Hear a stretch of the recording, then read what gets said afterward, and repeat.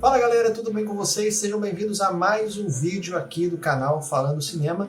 E no vídeo de hoje nós vamos falar sobre adaptação, porque já está disponível para streaming a série Halo, baseada aí no universo de jogos famosíssimo, já consolidado. E essa adaptação em particular tem gerado bastante polêmica entre os fãs e é sobre isso que nós vamos falar no vídeo de hoje, depois da vinheta.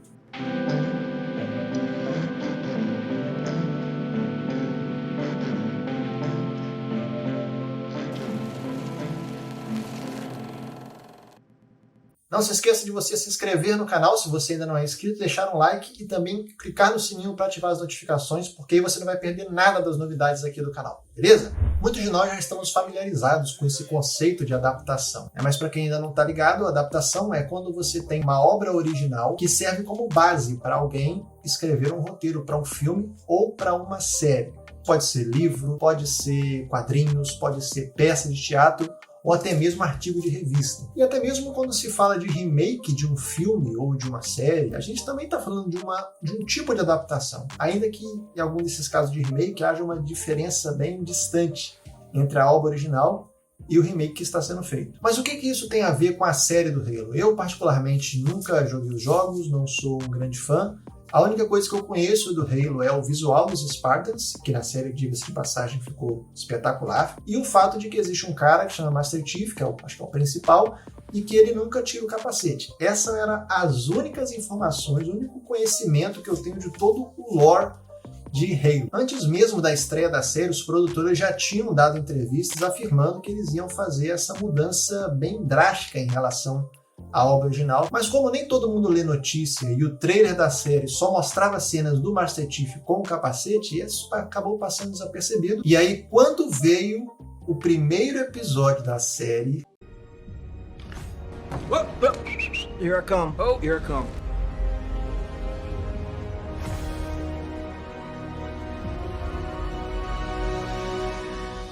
houveram algumas reações entre os fãs.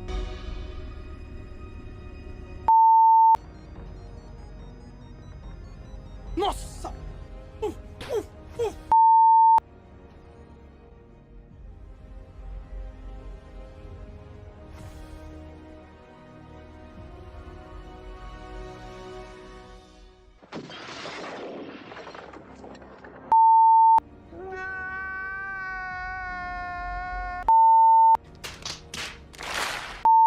Tá brincando comigo? Pegadinho? Não, tô brincando, falando sério. Lixo.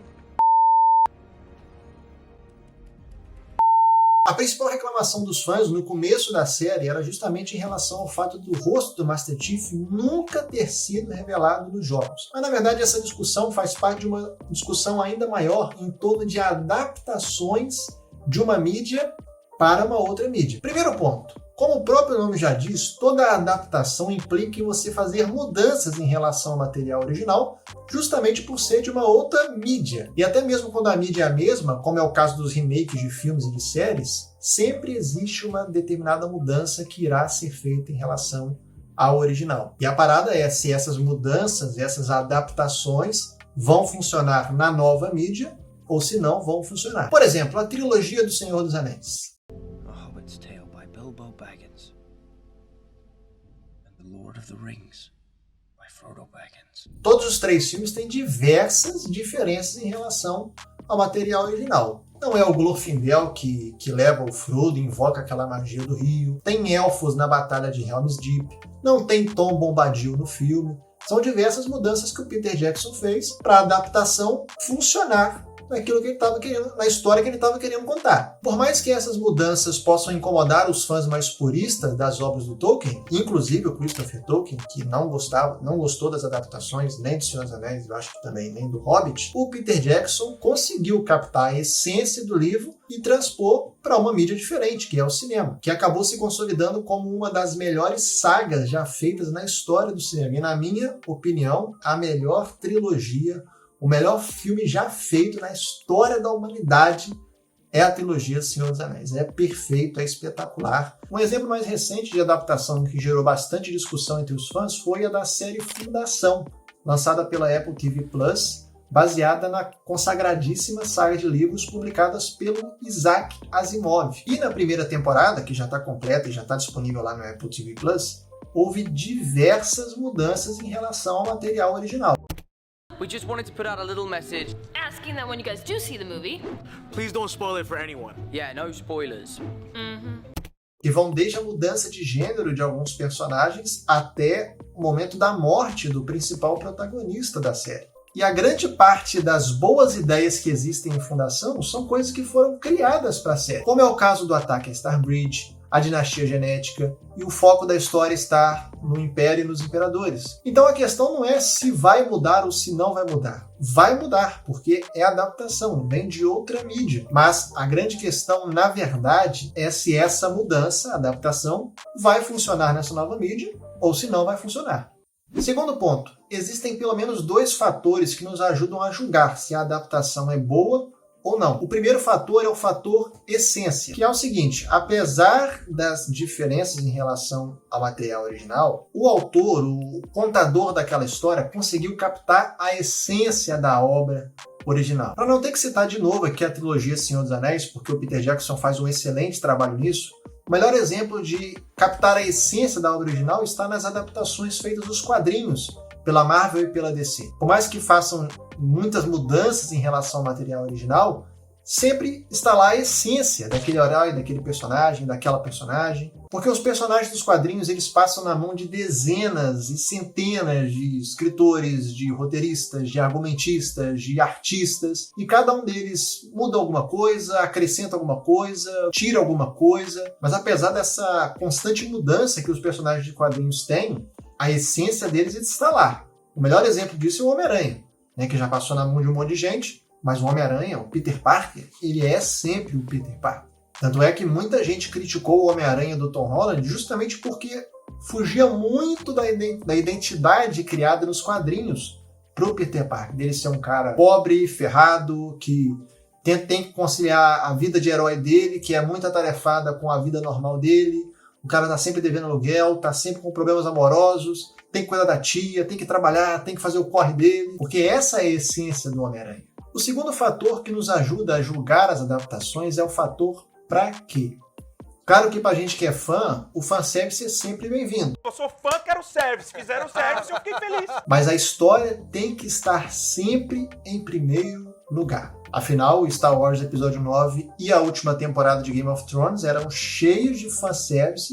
Em termos de história, foi muito, para pegar bem leve aqui com elas foram muito inferiores ao que já havia sido mostrado. Enquanto no Homem-Aranha Sem Volta para Casa, por exemplo, tem lá o fanservice dos 3 aranhas juntos, mas isso conversa com a história e ajuda a história a andar. É o fanservice contribuindo para a narrativa. Então, quando alguém vai fazer uma adaptação, deve vir na mente dele a pergunta: se eu mudar isso aqui em relação ao material original, como é que a narrativa, como é que a trama principal vai ser afetada? Isso vai atrapalhar o arco desse personagem? Se a resposta para essas perguntas for sim, isso vai atrapalhar. Aí que vem a pergunta: então, para que mudar? E dentro desse para que existe o porquê, que é a justificativa da mudança, e o para quê, que é a finalidade dessa mudança. Não estou dizendo que às vezes fazer mudanças até drásticas em relação ao material original não podem funcionar. Tem muitos exemplos de filme, de série, que adapta de uma outra mídia e faz uma mudança bem radical, mas que ainda assim que funciona.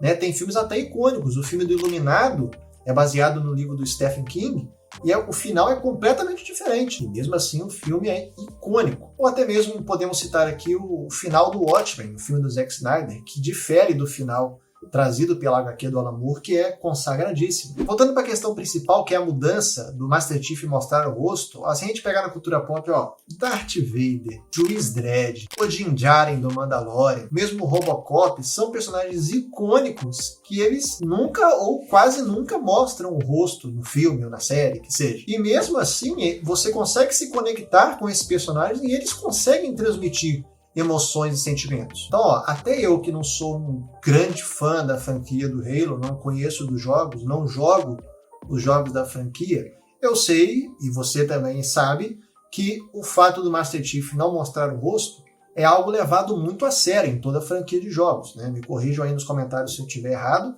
Mas acho que isso nunca aconteceu. Mas será que isso é de fato vital para a construção e desenvolvimento do personagem e da trama principal? Se é importante assim, então para que mudar? Para responder essa pergunta, os produtores falaram que essa mudança é justamente para o público ter uma conexão mais pessoal com o personagem. Só que no jogo, a ideia do Master Chief não mostrar o rosto também tem a ver com a conexão. É o personagem que não tem rosto, o jogador ele se imagina como Master Chief, ou então ele na cabeça dele ele tenta imaginar como que é o Master Chief por debaixo daquela armadura. Então você consegue perceber que tanto a justificativa dos produtores da série quanto a justificativa dos jogos dele mostrar o rosto e dele não mostrar o rosto, elas fazem sentido. Elas têm um propósito na história.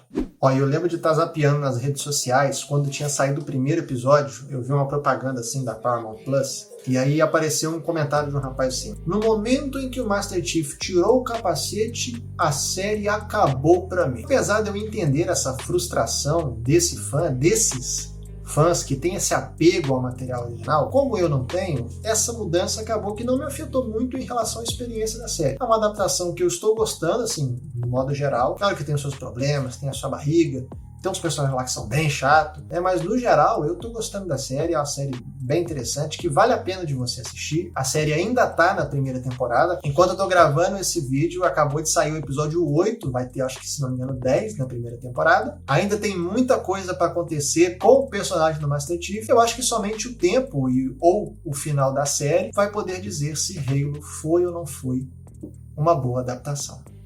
Então esse foi o vídeo de hoje, pessoal. Espero que vocês tenham gostado. Quero saber de você. Qual que é a sua opinião do Halo até agora? Tá gostando, não tá gostando? Deixa aqui nos comentários pra gente discutir um pouquinho da série. Lembrando que eu já fiz um vídeo falando sobre lançamentos de séries para 2022. Então se você quer dar uma olhadinha nos principais lançamentos de série, dá uma olhadinha nesse vídeo que tá nos cards agora. Além disso, tem alguns links na descrição de alguns livros e obras que já foram adaptadas ou para série ou para filme. Então dá uma olhadinha nos links da descrição, que são materiais relevantes e que tem a ver com o que a gente conversou no vídeo. E na descrição do vídeo também vai ter onde você pode assistir os filmes e séries que a gente mencionou no vídeo. Dá uma olhadinha. Beleza, pessoal? Então nós nos vemos no próximo vídeo. Tchau!